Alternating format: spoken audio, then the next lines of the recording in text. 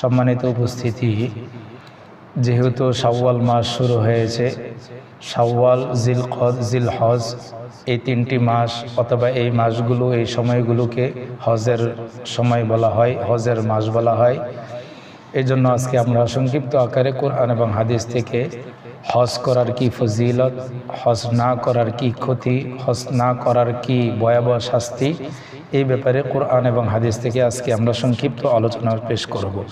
সম্মানিত উপস্থিতি, হজ সম্পর্কে আল্লাহ পাক রব্বুল আলামিন কুরআনুল কারীমের একটা আলাহিদা, একটা স্বতন্ত্রভাবে, ভিন্নভাবে, আলাদাভাবে একটি সূরা আল্লাহ তাআলা হজ সম্পর্কে নাজিল করেছেন। এছাড়াও আল্লাহ তাআলা সূরা বাকারাতে, সূরা আলে ইমরান থেকে শুরু করে অনেক সূরার ভিতরেও আল্লাহ পাক রব্বুল আলামিন হজ সম্পর্কে আলোচনা করেছেন। সম্মানিত উপস্থিতি, কুরআনুল কারীমে এক জায়গায় আল্লাহ পাক রব্বুল আলামিন হযরত ইব্রাহিম আলাইহিস সালাতু ওয়াস সালাম যখন কাবা ঘর পরিপূর্ণ শেষ করলেন, কাজ করা শেষ করলেন, আল্লাহ তাআলা ইব্রাহিম আলাইহিস সালাতু ওয়াস সালামকে লক্ষ্য করে বললেন, হে ইব্রাহিম, তুমি যেহেতু কাবা ঘর নির্মাণ করার কাজ শেষ করেছ, এখন তুমি ঘোষণা করে দাও, ওয়া আযযিন ফিন নাস বিল হজ্জি আতুকা রিজালাও ওয়া আলা কুল্লি দামিরি ইয়াতিনা মিন কুল্লি ফাজ্জিন আমিক। তুমি ঘোষণা করে দাও মানুষের সামনে, সকলের সামনে ঘোষণা করে দাও যে তারা যেন যেখান থেকে আসে সেখান থেকে যেন কাবা ঘর হজ করার জন্য তারা আসে। কেউ হেঁটে হেঁটে আসবে, কেউ পায়ে ধরে আসবে, কেউ গাড়িতে চড়ে আসবে, উটের উপর চড় হয়ে আসবে, ঘোড়ার উপর চড় হয়ে আসবে, যেখানে যেভাবে পারে সেখান থেকে আসবে। আল্লাহ পাক রব্বুল আলামিন ইব্রাহিম আলাইহিস সালাতু ওয়াস সালামকে ঘোষণা করতে বললেন, ইব্রাহিম আলাইহিস সালাম ঘোষণা করে দিলেন। বর্ণনায় পাওয়া যায়, তাফসিরের মুফাদ্দিসিনে কেরাম লেখছেন ইব্রাহিম আলাইহিস সালাতু ওয়াস সালাম ঘোষণা করার পরে কিতাবের ভিতরে আসছে যে যতবার লাব্বাইক বলছে, উপস্থিত বলছে, আল্লাহ পাক তাকে মৃত্যুবরণ করার আগে সে যে কোনো পৃথিবীর প্রান্তে থাক সে ততবার হজ করতে আসবে।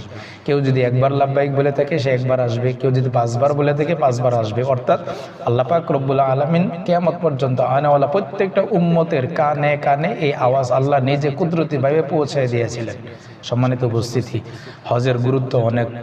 এই ব্যাপারে কুরআনুল কারীমে আল্লাহ পাক রব্বুল আলামিন বলেন, আল হাজ্জু আশহুরুম মালুমাত।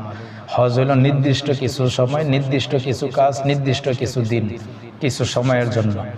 কি কি? শাওয়াল, জিলকদ, জিলহজ, এই কিছু মাস, কিছু দিনের জন্য হলো হজ। হজ সকলের উপর ফরজ না।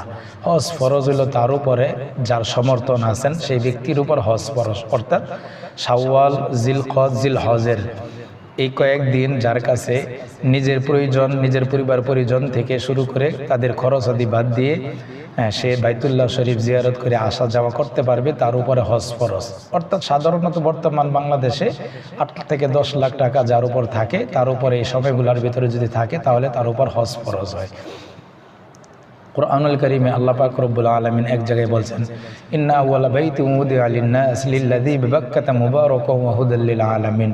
আল্লাহ পাক রব্বুল আলামিন কাবা ঘরটা এমনভাবে বানাইছেন, এটা পৃথিবীর মধ্যস্থ জায়গা এবং এর আশপাশে যা আছে সব জায়গায় মানুষের জন্য বরকত এবং মানুষের জন্য হেদায়েত। পৃথিবীতে আল্লাহ পাক রব্বুল আলামিন এটা হেদায়েতের উসিলা বানাইছেন এবং এই ঘরটা পৃথিবীতে আল্লাহ তাআলা হেদায়েতের জরিয়া বানাইছেন।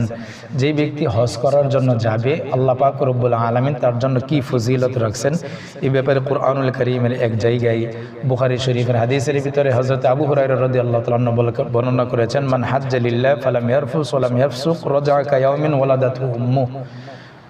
আবু হুরায়রা রাদিয়াল্লাহু তাআলা বলেন, আল্লাহর হাবিব বলছেন, যেই ব্যক্তি হজ করতে গেল সে সেখানে যাওয়ার পরে যদি কোনো গুনার কাজ না করে, সে যদি সেখানে গিয়ে কোনো ফাসিকি না করে, সেখানে কাউকে যদি গিয়ে হজে গিয়ে কাউকে যদি গালি না দেয়, কোনো ফাসিকি কাজ না করে, কোনো গুনার কাজ না করে, কারজা ইয়াউমিন ওয়ালাদাতহু উম্মু, কারজা ইয়াউমিন ওয়ালাদাতহু উম্মু, কেমন জানি সেই ব্যক্তি এমনভাবে সে যে জায়গা থেকে হজ করতে আসলো সে সেই জায়গায় এমনভাবে ফিরে আসলো কেমন জানি সে আজকে দুনিয়াতে জন্মগ্রহণ করলো যেমন নিষ্পাপ। কোনো ব্যক্তি যদি হজে যাওয়ার পরে যদি কোনো ব্যক্তি যদি গুনার কাজ না করে, কাউকে গালিগালাজ না করে, কাউকে কষ্ট না দেয়, সেখানে গিয়ে যদি কোনো ফাসিকি কাজ না করে, ফুজ্জার কাজ না করে, অর্থাৎ সর্ব অবস্থায় ওখানে গিয়ে কোনো যদি গুনার কাজ না করে, সে যে জায়গায় থেকে হজ করতে গেছে সে ওই জায়গায় এভাবে ফিরে আসলো সে যেমন আমাদের নিষ্পাপ হয়ে গেল। সম্মানিত উপস্থিতি, কুরআনুল কারীমের ভিতরে আল্লাহ পাক রব্বুল আলামিন অনেক জায়গায় হজের আলোচনা করেছেন স্বতন্ত্রভাবে। এক জায়গায় তো পুরো কুরআনে কারীমের এক জায়গায় সূরায় একটা নাজিল করে দিয়েছেন হজ সম্পর্কে। হজ করার অনেক ফজিলত আছে।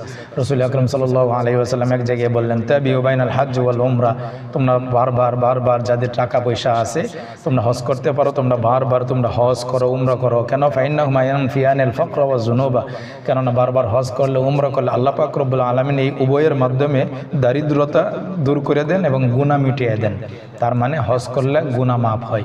অন্য এক হাদিসে তিরমিজি শরীফের হাদিসের ভিতরে আছে, মান হাজ্জা লিল্লাহি ফালাম ইয়ারফুস ওয়া লাম ইয়াফসুক গুফিরা লাহু মা তাকদ্দামা মিন যামবি। কোনো ব্যক্তি যদি হজ করতে যায়, সেখানে গিয়ে কোনো গুনার কাজ না করে, সেখানে গিয়ে যদি কাউকে কষ্ট না দেয়, কোনো অন্যায় অশ্লীল বেহায়াপনা কোনো কাজ না করে, গুফিরা লাহু মা তাকদ্দামা মিন যামবি, আল্লাহ তাআলা তার পিছনে সব গুনাহ খাতা মাফ করে দিবেন। সম্মানিত উপস্থিতি, এগুলো হলো হজের ফজিলত। যে ব্যক্তি হজ করতে যায়, নবীজির রোজে আতা সোনার মদিনা জিয়ারতের জন্য যায়। নবীজি এক হাদিসের ভিতরে বলেন, ক্বালা রাসূলুল্লাহ সাল্লাল্লাহু আলাইহি ওয়াসাল্লাম, মান যারা কবরি ওয়াজাবাত লাহু শাফাআতি, কোন ব্যক্তি যদি আমার কবর জিয়ারত করে, হাশরের ময়দানে আমি তার জন্য সুপারিশ করা তার জন্য আমার ওয়াজিব হয়ে যাবে, অর্থাৎ কর্তব্য হবে, আমার জন্য অপরিহার্য হবে, আমি তাকে সুপারিশ করব, অর্থাৎ তার জন্য আমি আল্লাহর রাসূল সুপারিশ করব কিয়ামতের ময়দানে। সম্মানিত উপস্থিতি, এই সমস্ত বিষয়, এই সমস্ত হাদিস কোরআন থেকে আমরা বুঝতে পারি হজের অনেক ফজিলত। এখন হজ না করলে কি শাস্তি তার জন্য রয়েছে, অনেক হাদিসের ভিতরে আছে। হজ না করলে মৃত্যু এমন অবস্থা হতে পারে, মুনাফিক অবস্থায় মৃত্যু হতে পারে। হজ না করলে কারো উপর হজ ফরজ হয়েছে, সে যদি হজ না করে তাহলে সে ইহুদি অবস্থায় মারা যাইতে পারে। হজ না করলে সে নাসরি অর্থাৎ মাজুসি, অগ্নি পূজারী, অমুসলিম অবস্থায়, সে আল্লাহর অবাধ্য অবস্থায় মারা যাইতে পারে। অনেক হাদিসের ভিতরে আছে, যে ব্যক্তি হজ ফরজ হয়েছে কিন্তু সে হজ করে নাই, সেই জন্য ওসিয়ত লিখে যায় তার পরবর্তীতে তার সন্তানাদি যেন বদলি হজ করে। তাও যদি না করে তাহলে সেই জন্য অনেক বড় বড় কবিরা গুনার ভিতরে একটা কবিরা গুনাহ করলো। আর এটা এমন বড় এক কবিরা গুনাহ, এই একটা কবিরা গুনাহই তাকে জান্নাত থেকে জাহান্নামে নিয়ে যাওয়ার জন্য যথেষ্ট। সম্মানিত উপস্থিতি, নবীজি সাল্লাল্লাহু আলাইহি ওয়াসাল্লাম এক হাদিসের ভিতরে বলেন, ইসলামের ভিত্তি 5টি জিনিসের উপর, বুনিয়াল ইসলামু আলা খামস, ইসলামের ভিত্তি 5টি জিনিসের উপর। শাহাদাতি আল্লা ইলাহা ইল্লাল্লাহ, এই কথা বলে সাক্ষী দিবি যে আল্লাহ ছাড়া কোনো মাবুদ নাই, ওয়া আন্না মুহাম্মাদুর রাসূলুল্লাহ, মুহাম্মদ সাল্লাল্লাহু আলাইহি ওয়াসাল্লাম আল্লাহর রাসূল, এই কথা বলে সাক্ষী দিবি। ওয়া ইকামাস সালাহ, নামাজ কায়েম করবে। ওয়া ইতাইজ যাকাত, যাকাত আদায় করবে। ওয়া সাওমি রমাদান, রমজানের রোজা রাখবে। ওয়া তাহাজ্জুল বাইতি মান ইসতাতা ইলাইহি সাবিলা, রমজান মাসের হজ, রমজান মাসে রোজা রাখার পরে 5 নম্বর ইসলামের ভিত্তি, ইসলামের মূল কাজের ভিতরে 5 নম্বর হলো ওয়া তাহাজ্জুল বাইতি মান ইসতাতা ইলাইহি সাবিলা, যাকে আল্লাহ তাআলা টাকা পয়সা দিয়েছেন, হালাল টাকা পয়সা যাকে দিয়েছেন, যার কাছে টাকা পয়সা আসে, সমর্থন আছে, এই শাওয়াল, জিলকদ, জিলহজ, এইগুলা দিনের ভিতরে, এই মাসের ভিতরে, এই সময়ের ভিতরে যার কাছে টাকা পয়সা আছে সেই জন্য হজ করতে যায়, কারণ এটা হলো ইসলামের ভিত্তি। সম্মানিত উপস্থিতি, নবীজি সাল্লাল্লাহু আলাইহি ওয়াসাল্লাম এক হাদিসে বলেন, কোনো ব্যক্তি যদি হজ ফরজ হওয়ার পরে বিলম্ব করে অথবা হজ না করে তার জন্য কি শাস্তি? ক্বালা রাসূলুল্লাহ সাল্লাল্লাহু আলাইহি ওয়াসাল্লাম, মান লাম ইয়ামনাউহু মিনাল হাজ্জি হাজাতুন যাহিরাতুন আও সুলতানুন জাইরুন আও মারদুন হাবিসুন ফামাতা ওয়া লাম ইয়াহুজ্জা ফালইয়ামুত ইনশা ইয়াহুদিয়ান ওয়া ইনশা নাসরানিয়ান। রাসূল আকরাম সাল্লাল্লাহু আলাইহি ওয়াসাল্লাম বলেন, যে ব্যক্তির উপর হজ ফরজ হয়েছে সে যদি কোনো প্রকাশ্যভাবে বিশেষ কোনো প্রয়োজন ছাড়া, সে যদি কোনো প্রয়োজন ছাড়া, শরীয়ী কোনো উজর ছাড়া, অথবা জালিম বাদশার কোনো প্রতিবন্ধকতা ছাড়া, অথবা কোনো রোগ বালা মুসিবতের প্রতিবন্ধক ছাড়া সে যদি হজ না করে মারা যায়, এমস্ত অবস্থায় সে যদি মারা যায়, তাহলে সে কি ইহুদি হয়ে মারা গেল, না সে কি নাসরা হয়ে মারা গেল, অর্থাৎ সে কি অমুসলিম হয়ে মারা গেল, না মুনাফিক অবস্থায় মারা গেল, আমি আল্লাহ রাসূল সাল্লাল্লাহু আলাইহি ওয়াসাল্লাম তার জন্য কোনো দায়ী না, অর্থাৎ সে যে আমার উম্মত এটা আমি দাবি করব না। সম্মানিত উপস্থিতি, এই সমস্ত হাদিস থেকে আজকে আমরা প্রমাণ পাইলাম, কোরআন এবং হাদিস থেকে হজের ফজিলতের অনেক ফজিলত আছে, হজ না করার অনেক শাস্তি আছে। হজ না করার শাস্তির ভিতরে বড় বড় শাস্তির ভিতরে একটা হলো আল্লাহ তার প্রতি অসন্তুষ্ট হন।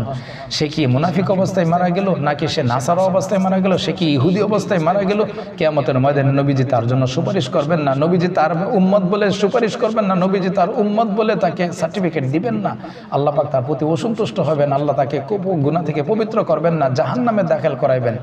হজ ফরজ যাদের উপর হয়েছে ইনশাআল্লাহ চেষ্টা করি, দোয়া করি তাড়াতাড়ি যতটুকু সম্ভব হয় ইনশাআল্লাহ আমাদের যাদের উপর যাদের টাকা পয়সা হালালভাবে টাকা পয়সা আছে আমরা যেন দ্রুত হজ করে ফেলি। আল্লাহ আমাদের সকলকে, আমরা যে হজের আলোচনা সংক্ষিপ্ত আকারে শুনলাম, আমাদের যাদের উপর হজ ফরজ হয়েছে আমরা যেন দ্রুত হজ করতে পারি। আল্লাহ যেন আমাদের সকলকে হজ করার মতন তৌফিক দান করেন। সকলে বলেন আমিন।